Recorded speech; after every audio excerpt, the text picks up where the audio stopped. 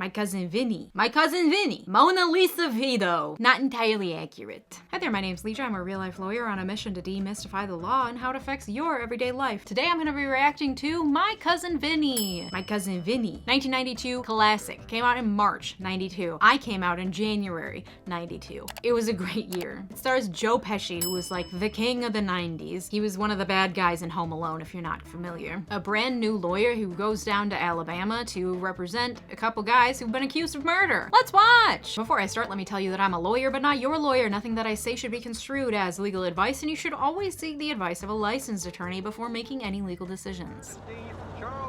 Jesus. Look, I forgot to pay for this. You could have gotten caught. What if somebody saw? The laws are medieval down here. You know what the minimum age for execution is in Alabama? What, 16? 10. 10?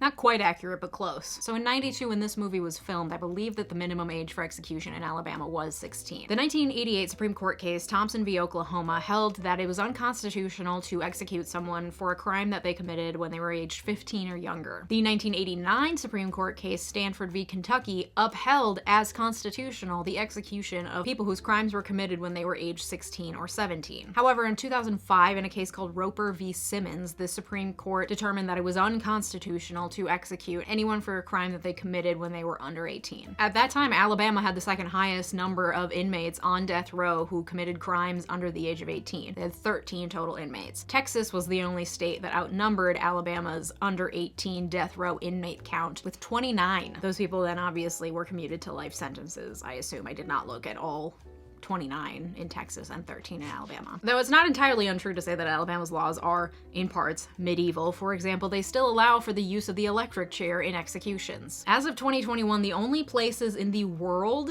that allow for execution via electric chair are US states. Those states are Alabama, Florida, South Carolina, Kentucky, and Tennessee. Additionally, Arkansas and Oklahoma both allow for the use of the electric chair should lethal injection ever be found to be unconstitutional. So not entirely accurate, but not entirely inaccurate. Hello, Bill. I'm Sheriff Farley. Hi. Where have I seen that guy? Hold on, let me look this up. His name is Bruce McGill. What has he been in? Oh. He was in Legally Blonde 2, Red, White, and Blonde. He played a Republican congressman who had a gay dog. Check it out up here for my reaction. Bruce McGill, what a guy. When'd you shoot him? What? At what point did you shoot the clerk? I shot the clerk. Yes, when did you shoot him? I shot the clerk. Hey, Dean, we need you out here. I'm in the middle of a damn confession here.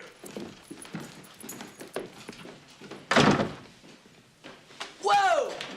Wait a minute! Whoa! Oh my god, I love that guy. So this actor is Ralph Macchio. He was in Karate Kid, if you recognize him.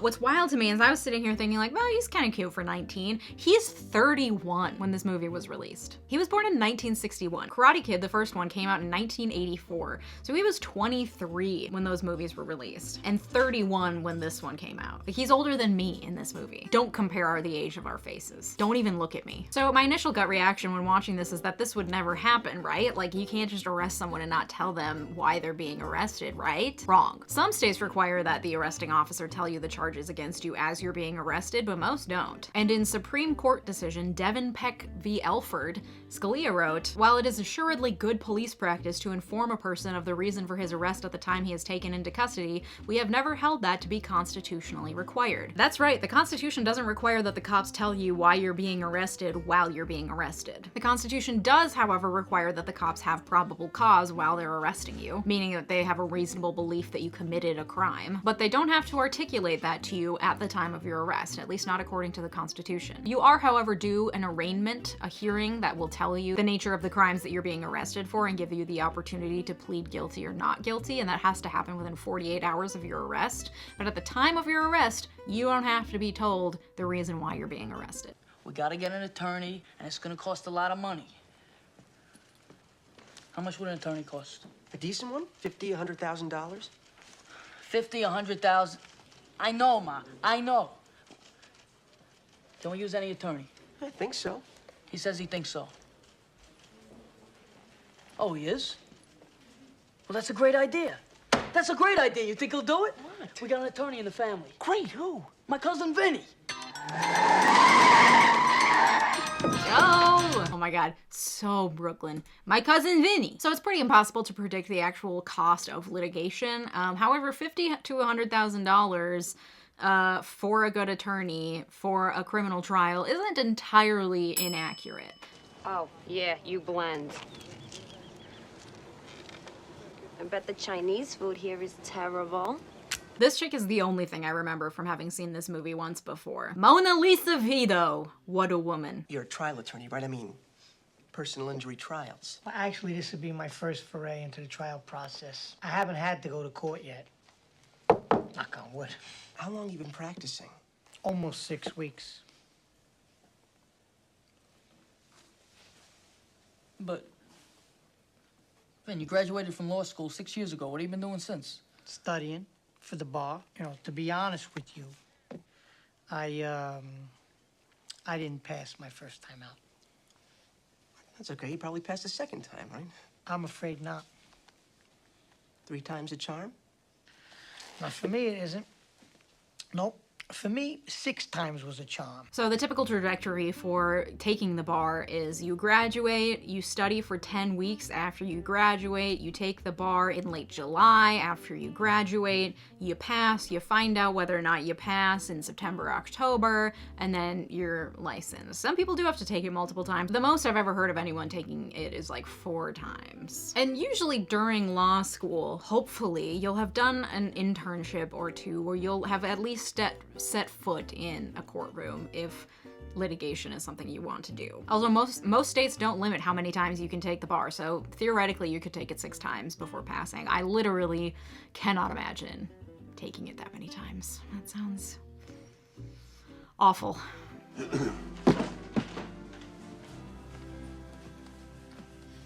Living formal, aren't we? I was just resting. Not wearing a coat or tie. Oh, sorry. So, just a general rule of thumb, don't put your boots on the judge's desk. I'd say I can pretty safely give you that piece of advice. You're basically expected to treat judges with elevated respect. I worked in a judge's chambers and we called her Judge, not by her first name. When you're in court, you're supposed to refer to the judge as Your Honor or the court. So like, I know that the court understands this case, but, or I ask the court to grant this motion. Just to give you some context as to how out of line he's acting. How long you been practicing? Oh, about almost 16 years. Any murder cases? Lots of, quite a few, yes. You being from New York and all might have the impression that law is practiced with a certain degree of informality down here. It isn't. Right. I tell you this because I want you to know that when it comes to procedure, I'm not a patient man. I advise you, sir, when you come into my courtroom, you ought to know the letter of the law. I'll react harshly when you don't. You should. You'll be given no leeway whatsoever.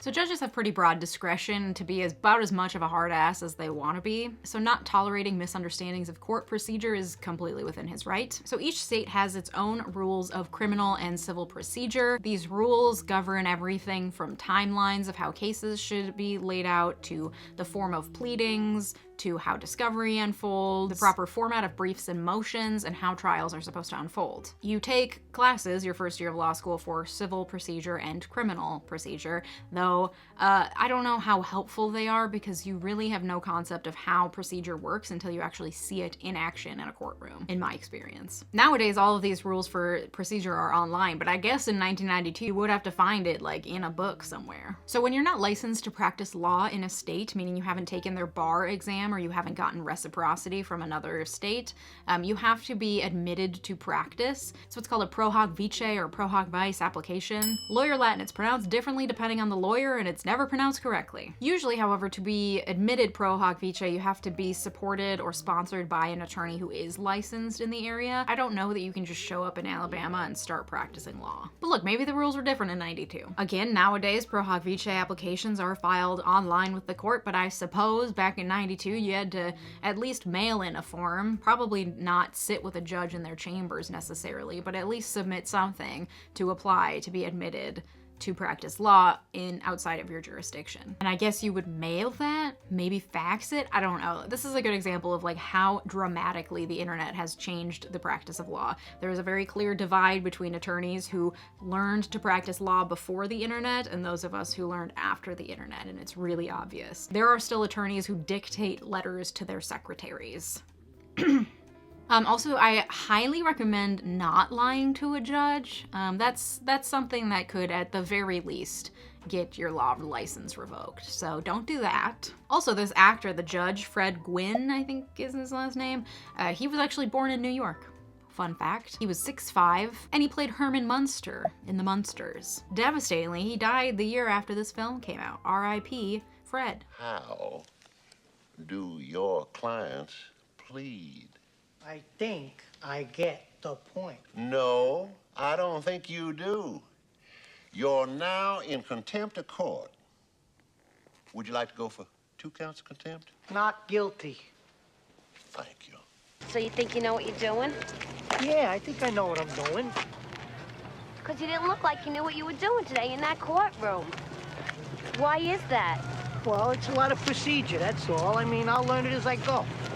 Learn as you go. Yeah.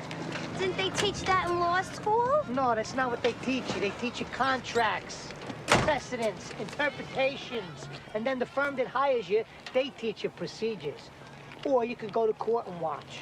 So that's partially true, and they barely teach you contracts. Like, I really thought when I went to law school that I'd be taught, like, how to draft a contract. Nope. They teach you how to read cases about contracts that go wrong, and then you learn the basics of, like, the theory behind contracts, but you don't sit down and actually learn how to draft a contract unless you take a specialty class in your, like, 2nd or 3rd year that is specifically about drafting. It's not required learning in law school. Law school does not teach you how to practice law. Law school teaches you how to think about the law.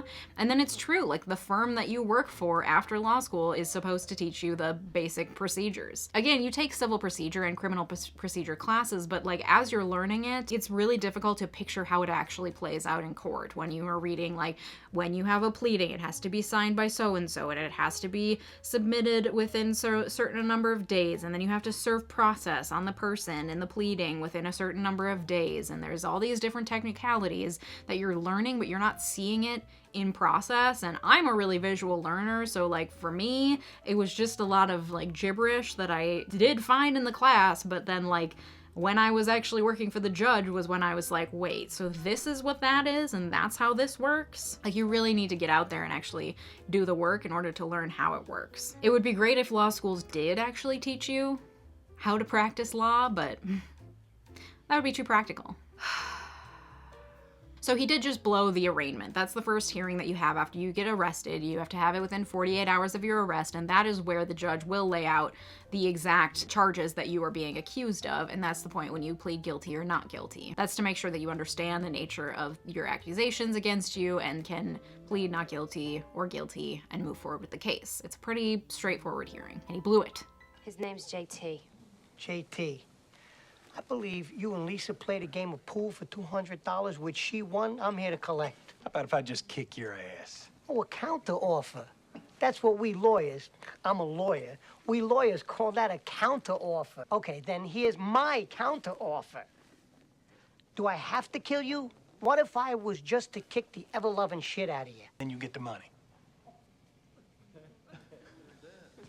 What happened, rear-ended? No, I fell.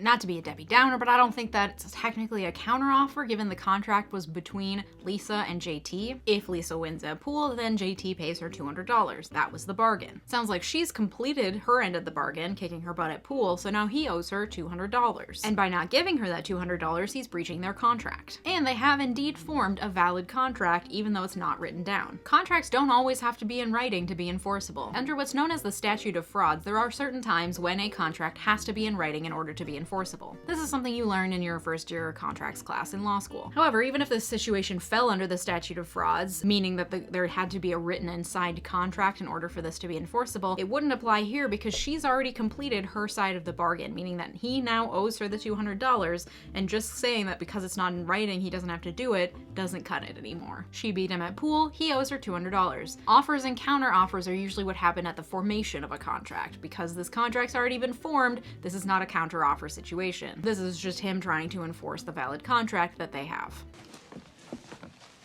Did you fall in your place or somebody else's? My place. Shit. That, however, is accurate. I worked for 2 years at a personal injury law firm before law school, and man, talk about ambulance chasers. Yikes. I asked him again. And again he said, I shot the clerk. Your Honor, no further questions. Mr. Gambini, Yes? you have anything to add? Thing? What thing? Not for me to say. No, sir. You can stand down. Do you have any other witnesses? No, Your Honor. Court finds sufficient evidence exists for this matter to go to trial. I'm setting this matter for trial this Monday, February 2nd, 10 a.m. So that's what's known as a preliminary hearing, where the judge hears evidence against the accused and determines whether or not there actually is probable cause to continue with the trial. Sometimes this happens via a grand jury, which especially happens with like larger, more public cases, like in the case of police shootings, when formality and privacy is necessary to determine whether probable cause exists. Vinny definitely should have cross-examined all of the witnesses against his clients. At the very least, the good news for these two is that they probably have a pretty solid case for ineffective assistance of counsel, which is a very common way to appeal a conviction against you if you think that your lawyer didn't do a good job. So they could do that later, but they still have to go through this trial and deal with all this, then get convicted, then be put in prison, and then appeal the process. So it still sucks that Vinny's doing such a bad job. I'd sure like to get a look at your files. You would? Sure. You got a Xerox machine over there? No. Oh, that's okay. I'll have my secretary do it. Shirley, can you Xerox all the files on the Gambini-Rothenstein case for Mr. Gambini? What's all that? Trotter's files, all of them. Don't you want to know why Trotter gave you his files? I told you why already. He has to. By law, you're entitled. It's called disclosure, you dickhead. He has to show you everything, otherwise it could be a mistrial. He has to give you a list of all his witnesses. You can talk to all his witnesses. He's not allowed any surprises. That's what's called discovery, and she's right. There are certain initial disclosures that each side has to make to the other side to ensure a fair trial, including witness lists, trial exhibits, etc. There's a long back and forth before any trial actually begins, where the sides are sharing the information that they have and building their separate cases. Nothing about the actual trial should be a surprise. There might be some surprises based on how a witness responds to questioning, or, you know, it's not necessarily clear how each lawyer is going to form their arguments. That's what's known as work product, and that isn't required to be turned over. But in terms of like who's a witness, what evidence is going to be used, all of that is disclosed before trial usually, unless there's some sort of like really outstanding circumstance. And if the prosecution withholds evidence, that's called prosecutorial misconduct, you can appeal a conviction based on that. However, that's not really how it would be turned over. There's like a formal process for how each side turns over their evidence, and he should have turned it over right away. Can you participate in an endeavor in which the ultimate decision might be death by electrocution? Ma'am? I think it should be left up to the victims' families rather than the courts. Uh-huh. The defendants in this case are charged with robbing a convenience store. And then in a most cowardly fashion, shooting the clerk in the back. Now, if sufficient evidence is offered to prove these facts, you think you could, Fry 'em.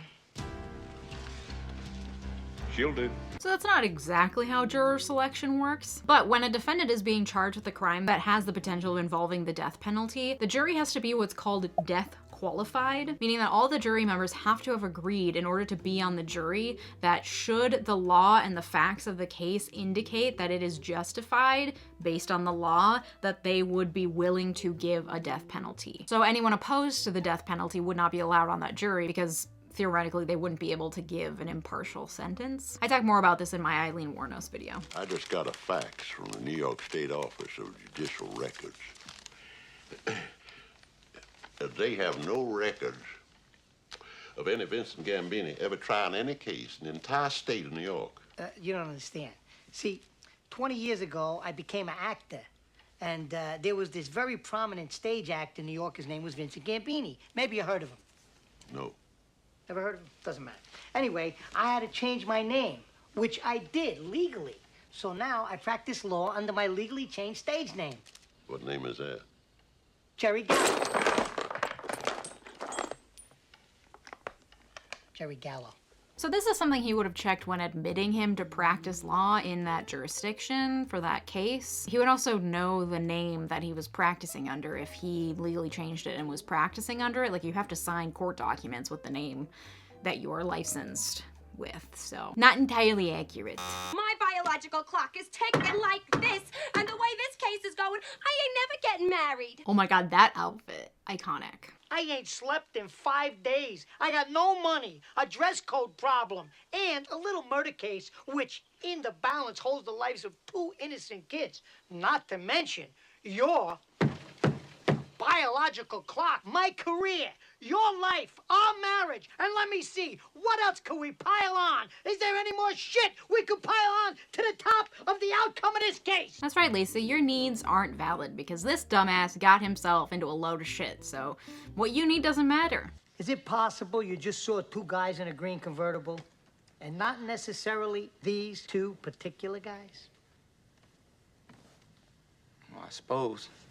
I'm finished with this guy. How far were the defendants from you when you saw them entering the sack of suds? About 100 feet. 100 feet. Would you hold this, please? Thank you. Okay, this is 50 feet. That's half the distance. How many fingers am I holding up?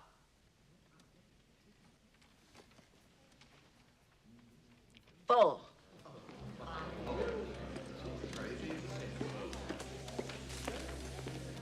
What do you think now, dear? Thinking of getting thicker glasses. Honestly, I love his questions of these witnesses. This is basically exactly what the defense needs to do with witnesses in a trial like this. The burden of proof is on the prosecution to prove beyond a reasonable doubt that these people committed the crime. So all the defense has to do is create doubt in the minds of the jury in order to get out from under this type of a conviction. So by poking holes in all of these witnesses, by questioning their ability to perceive what they perceived, he's doing a good job at it. Excuse me. I object to this witness being called at this time.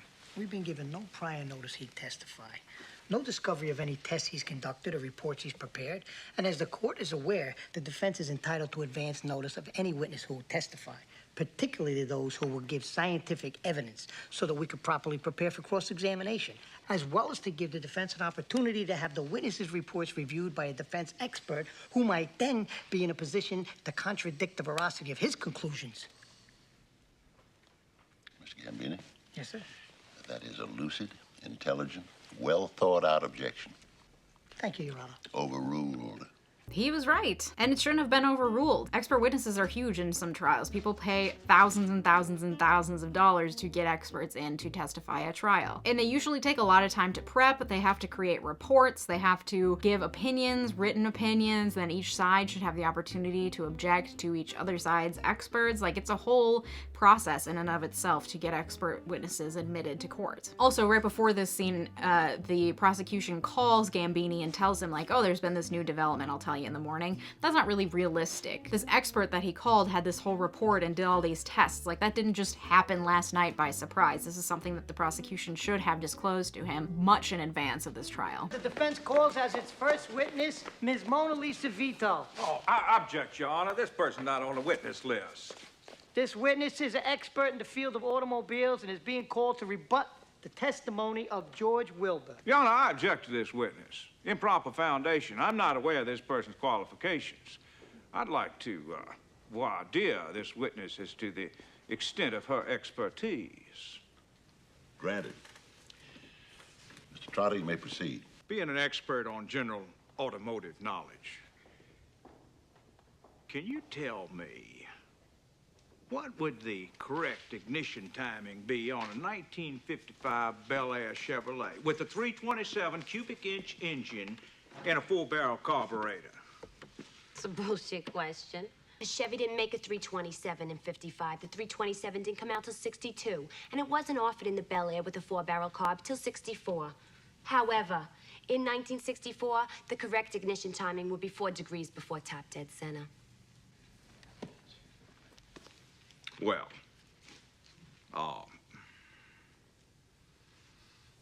she's acceptable, Your Honor. This is Moira. She's joining us for the end of the film. So it's true that when a witness is an expert witness, there's a certain standard of expertise that they have to have in order to be qualified as an expert witness, because they're giving their opinion. So we want to be extra careful allowing someone in that doesn't have the proper expertise. This is, however, not a super high bar, and the judge will often allow an expert in and say that any sort of questionable reliability of their opinion can be brought on cross-examination, meaning that the opposing party can come in and question the expert witness and try to discredit them for the jury. The criteria are that the expert's opinion has to help the trier of fact, meaning the jury, like what they say has to be in some way helpful to the jury. The testimony has to be based off sufficient facts or data. The testimony has to be the product of reliable principles and methods, and the expert has to have applied those reliable principles and methods to the facts of the case. So when this guy asks her this very specific question, it's not really getting at the actual criteria for an expert. He wasn't asking her, you know, the basis of any methods that she used in or is going to use in this case or informing her opinions. He's just asking her this random, highly technical question. But it does make really good cinema because, man, it is very satisfying when she answers that way. So what's your problem? My problem is I wanted to win my first case without any help from anybody. Well, I guess that plan's moot. Yeah. You know, this could be a sign of things to come. You win all your cases, but with somebody else's help, right? You win case after case, and then afterwards, you have to go up to somebody and you have to say thank you. Oh my God, what a fucking nightmare! Okay, she was right to mock him there. You don't practice law or win trials as an island. Lawyers are made better by the other lawyers that they're able to work with and by their staff and their other team members. Like, you can't really operate alone as a lawyer, and you're worse off if you try to. So I think that's a pretty good criticism. All right, well, that's My Cousin Vinny. Honestly, the questioning of the witness is so fun in that movie, and I love Leeja. She definitely steals the show. I mean, she's perfect. But Joe Pesci, like, I don't know, it's a good movie. It's fun. Let me know if you have any questions down in the comments, or if you have any other movies you'd like me to react to. Thank you so much for watching. Goodbye. You're so sweet, girl.